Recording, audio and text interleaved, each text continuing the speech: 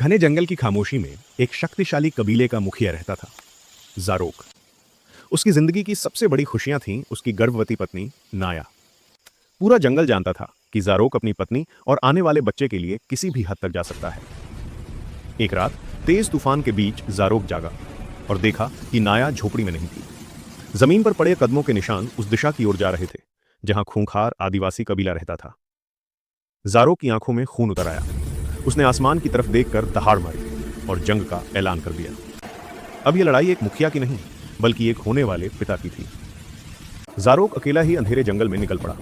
उसके कदम गरजते हुए बढ़ रहे थे, सांसें आग की तरह धधक रही थी। पूरा जंगल उसकी क्रोध भरी ऊर्जा से कांप रहा था। आदिवासी कबीले तक पहुंचते ही ज़ारोक तूफान की तरह उन पर टूट पड़ा।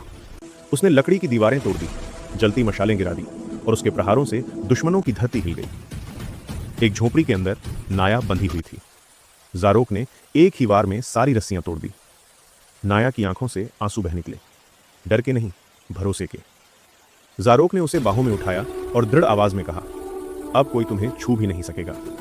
और इस तरह ज़ारोक अपनी गर्भवती पत्नी को कंधे पर उठाए जलते हुए कबीले को पीछे छोड़ते हुए वापस अपने घर की ओर चल दिया।